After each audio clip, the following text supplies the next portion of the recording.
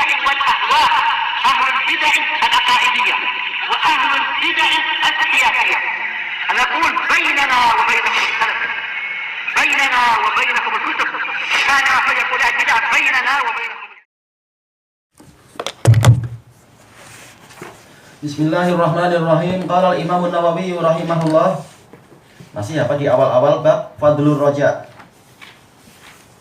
Al-Haditsul Khamis wa Sab'un ba'da arba'imi'ah. 475 untuk cetakan yang ini. Wa an Abi Hurairah radhiyallahu anhu an Rasulillah sallallahu alaihi wasallam annahu qala.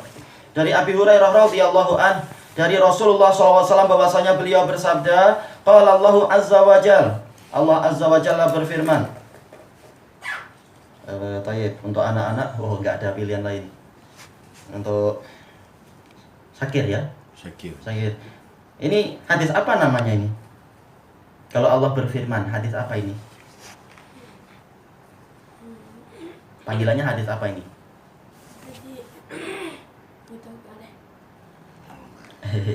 Baik, itu dari sisi apa periwayatannya ulama yang meriwayatkan. Tapi dari sisi dinisbatkan kepada Allah dinamakan apa? Dipanggil hadis apa nih?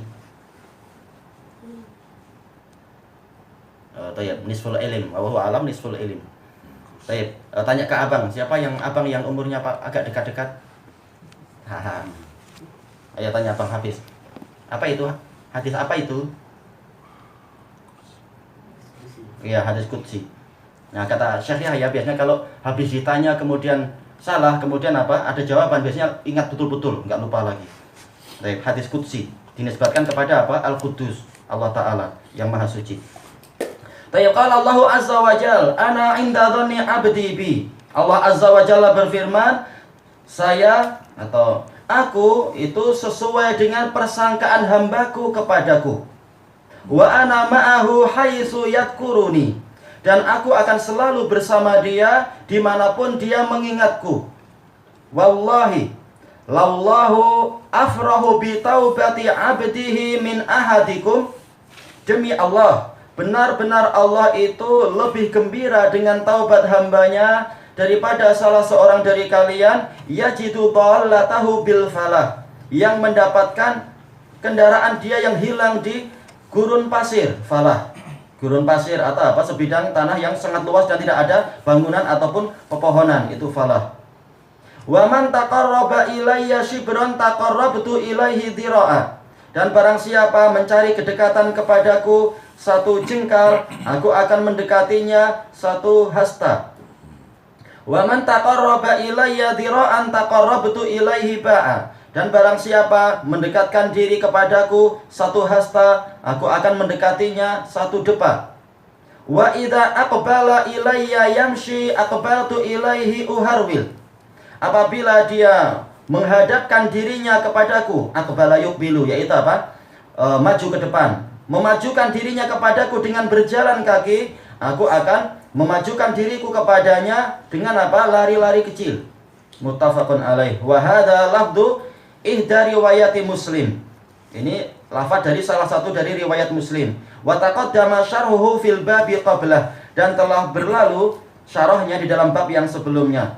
Berarti apa? Enggak perlu dibahas panjang-panjang, tapi apa? Kita ambil inti-intinya yang diperlukan di sini.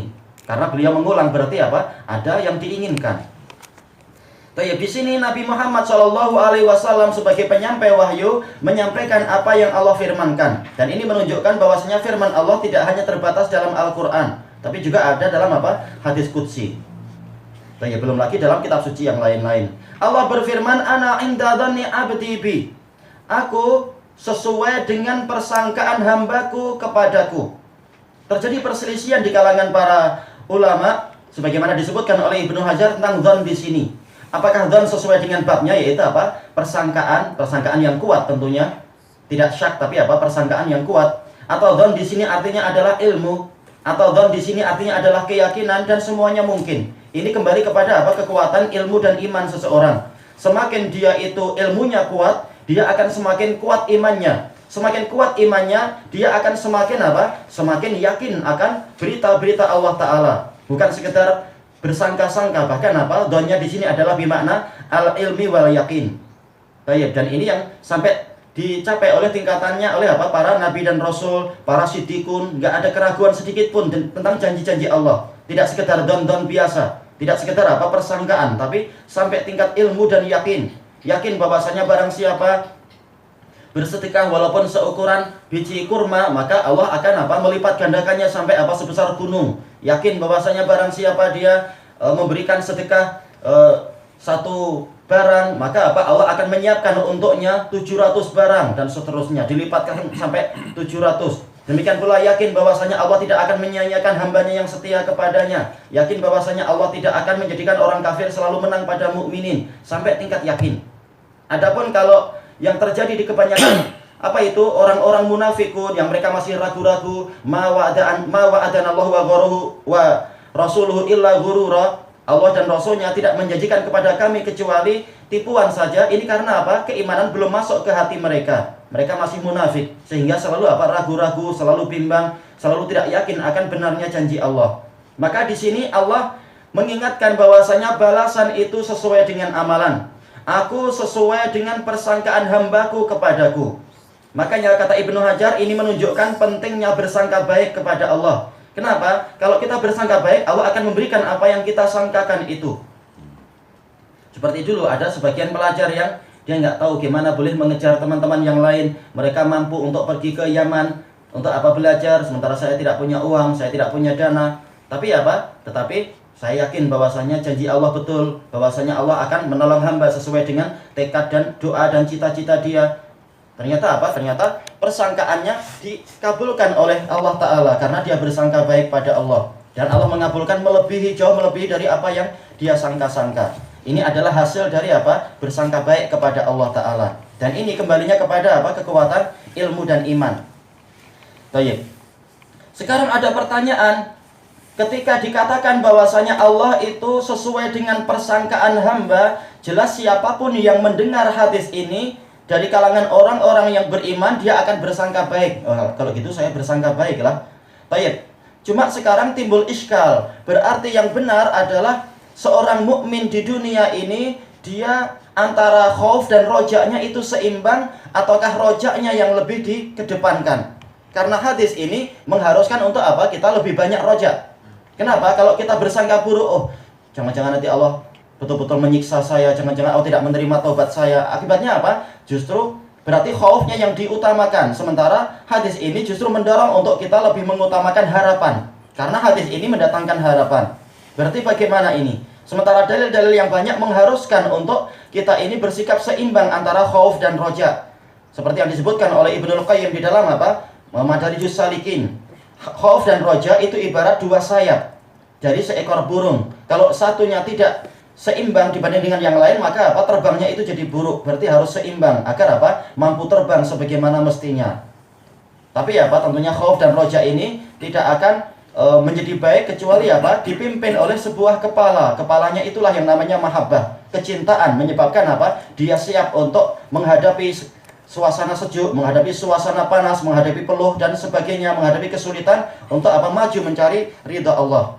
Baik. Berarti khauf dan roja adalah dua sayap, sementara mahabbah sebagai kepalanya untuk apa? Menarik dia terus maju ke depan. Baik. Ini mengharuskan untuk apa? Untuk khauf dan roja itu seimbang agar kepalanya itu boleh apa? Boleh berangkat dengan apa? Langkah yang betul. Adapun hadis ini mengharuskan untuk apa? Lebih mengutamakan roja. Berarti di manakah ini kita letakkan? Yang dirojihkan oleh Ibnu Hajar adalah berdasarkan dalil-dalil yang banyak, ini diletakkan menjelang kematian. Yaitu apa? Ketika mau mati, sebagaimana dalam hadis Muslim, Rasulullah mengatakan, la yamutanna ahadukum illa wa huwa apa itu? Yuhsinu dzanna bi rabbih. Jangan sekali-kali salah seorang dari kalian mati kecuali dalam keadaan dia baik sangka kepada Rabb-nya. Dan ada banyak dalil tentang masalah itu. Jadi ketika menjelang kematian hendaknya apa? Baik sangka kepada Allah. Adapun sepanjang hidup hendaknya apa? Adil antara khauf dengan roja. Karena kalau terlalu roja, dia jadi apa? Lalai. Terlalu banyak berharap, akibatnya apa? Dia lalai untuk apa? Menghapus dosa-dosa dia. Allah kan maha baik, Allah maha rahmat, Allah maha penyabar. Kalaupun saya dosa sepenuh bumi, Allah nggak rugi. Memang Allah nggak rugi, tapi kamu yang rugi. Demikian pula kalau terlalu apa? Banyak rasa takut, nanti apa? Jadi penuh putus asa. nanti apa? Oh, ini karena hukumannya sekeras ini berarti orangnya kafir. Akibatnya buruk sangka kepada mukminin. Ini orang-orang kafir yang di hadapan kita. Keberlebihan khaufnya. Berarti untuk selama hidup di dunia ini adalah apa? Adalah seimbang antara khauf dan roja.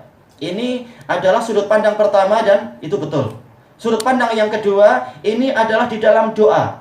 Yaitu di dalam doa kita harus apa itu? Yaitu banyak-banyak untuk bersangka baik kepada Allah. Dan hadisnya sahih yang mengatakan apa? Ud'ullaha wa anta muqinun bil ijabah.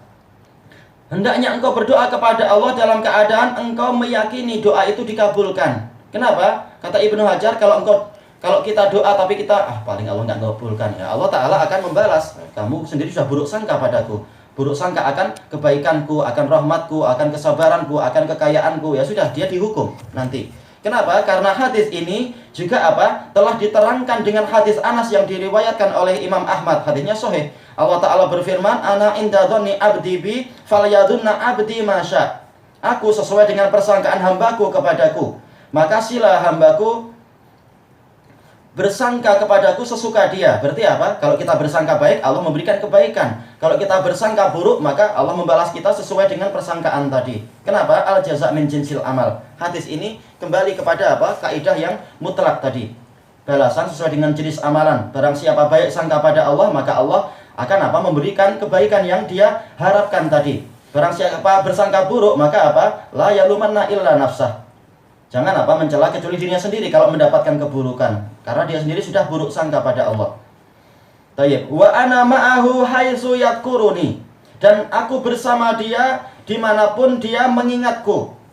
Tayyib. Ma'iyah ini kata Ibnu Hajar, ini adalah ma'iyah khassah.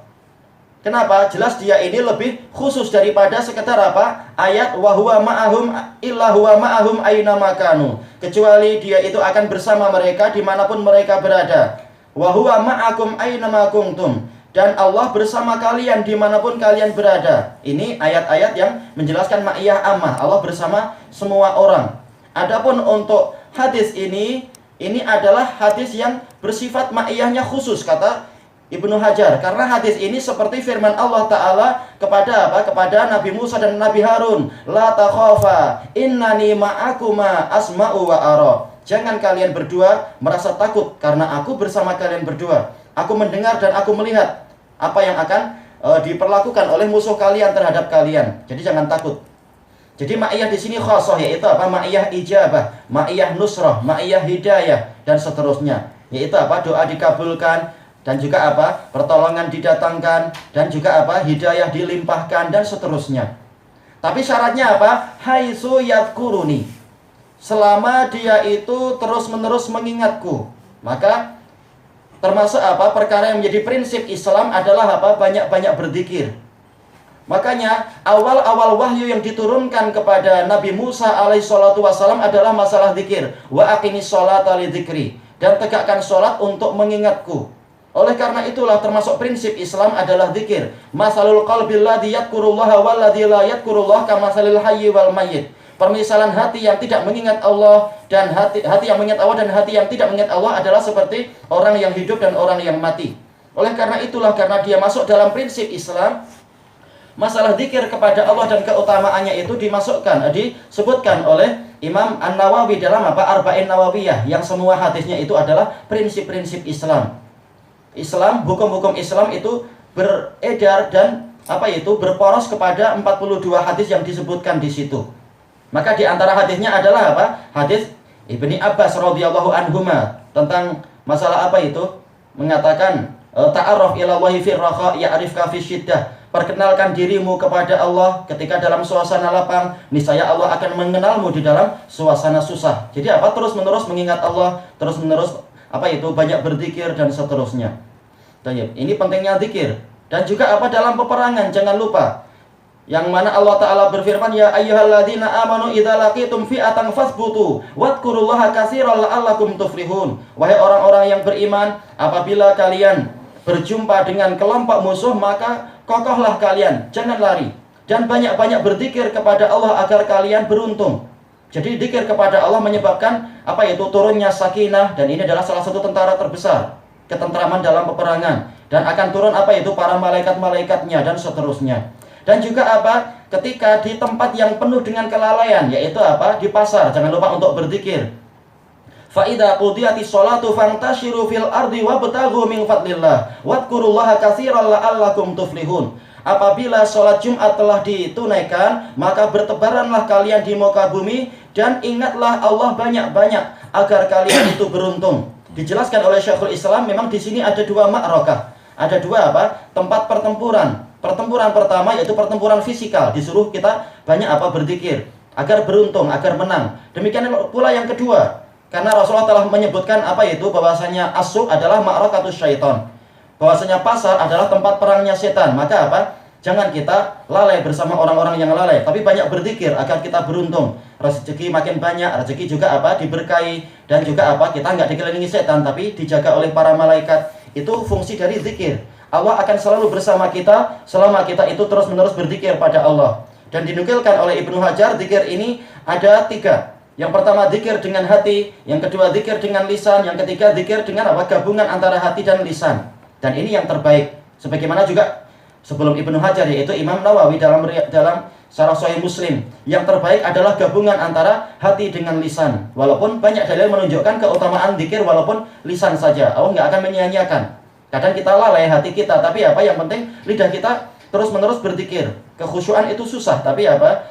Diusahakan lidah kita itu senantiasa apa? Senantiasa banyak berzikir. Sebagaimana dalam hadis yang sahih, ketika salah seorang sahabat mengatakan, "Ya Rasulullah, saya ini sudah tua dan syariat Islam sudah sangat banyak untuk saya. Maka berilah saya suatu amalan yang dengan itu saya memegangnya." Maka Rasulullah mengatakan, "La yazalu lisanuka rataban min dzikrillah." Hendaknya terus-menerus lidahmu itu basah dengan zikir pada Allah. Berapa banyak orang-orang tua yang dia ingin apa? Ingin ibadah, ingin ibadah, tapi badannya sudah letih. Dia juga apa? Ingin mengaji, ingin belajar, tapi mungkin apa? Pikirannya sudah susah untuk menghafal. Tapi apa? Diingatkan oleh Rasulullah, kalaupun tidak mampu, misalkan nggak mampu, maka apa? Terus-menerus lidahnya itu basah dengan zikrullah, karena Allah akan bersama dia, hidayah juga akan tambah, dan boleh jadi di masa tua itu dia malah apa? Memiliki ilmu-ilmu yang banyak, karena apa? Dibantu dengan zikir pada Allah.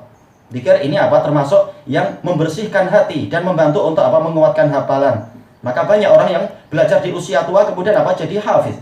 Banyak orang yang belajar di usia tua jadi alim. Kisah banyak sekali di dalam biografi para apa? Para muhaddisun. Intinya adalah rajin-rajin berzikir. Baik, kelanjutannya di masa yang akan datang insyaallah, wallahu a'lam.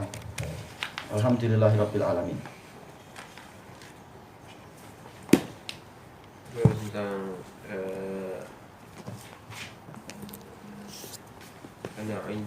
ana 'inda dhanni 'abdi bi. Ya. Kesakaan ini tidak mampu pun mengubah takdir. Jadi gimana?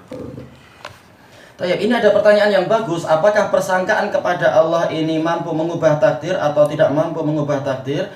Yaitu bahwasanya Allah Subhanahu wa Ta'ala itu beliau hakim. Dia adalah maha penuh hikmah. Jadi takdir itu Allah tetapkan dengan apa? Adanya hubungan sebab akibat. Sebagaimana apa? Seseorang hamba ditakdirkan sembuh dengan cara apa? Dengan cara berobat. Dan kadang takdir itu diperinci. Dengan obat ini tidak sembuh, dengan obat itu tidak sembuh, dengan meruqyah sendiri ternyata sembuh. Atau apa? Dengan ini dan itu tidak sembuh, ternyata ada temannya yang ahli urut ternyata sembuh. Itu adalah takdir juga. Demikian pula ada orang yang lapar, itu takdir. Kemudian apa?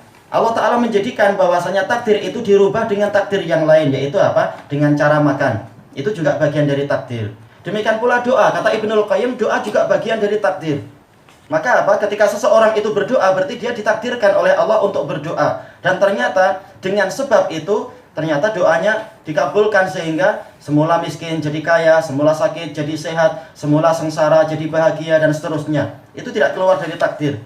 Demikian pula apa? Seluruh ibadah ini juga bagian dari takdir. Dengan seseorang itu rajin sholat, maka apa? Dia dicintai Allah. Sholat adalah takdir, cinta Allah untuk dia juga takdir. Demikian pula apa? Di antara bentuk ibadah adalah husnudzon kepada Allah. Ini juga bagian dari takdir. Amalan kita semua adalah masuk di dalam takdir Allah. Tapi apa? Kita nggak tahu takdir di masa depan. Berarti apa? Kita harus usaha. Maka manakala ternyata kita berzikir, ternyata dimudahkan untuk zikir, dan memang kalau kita ingin zikir, boleh itu zikir. kita ingin subhanallah langsung boleh kita mampu mengucapkan. Maka ini adalah kemudahan dari Allah. Ditakdirkan untuk perkara yang memang sesuai dengan karakter kita. Maka Allah Ta'ala berfirman, فَأَمَّا مَنْ أَعْطَى وَصَدَّقَ بِالْحُسْنَى فَسَنُيَسِّرُهُ لِلْيُسْرَى.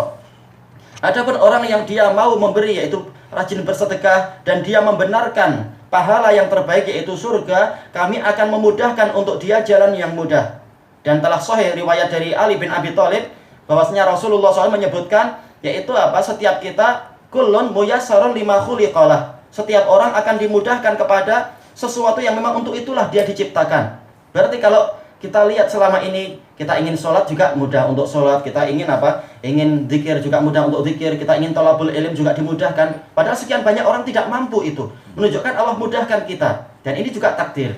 Maka apa? Hendaknya kita bersyukur, yaitu apa? Kita baik sangka memang untuk inilah kita diciptakan, dimudahkan untuk jalan ke surga. Sementara sekian banyak orang justru dimudahkan untuk ke neraka. Na'udzubillah.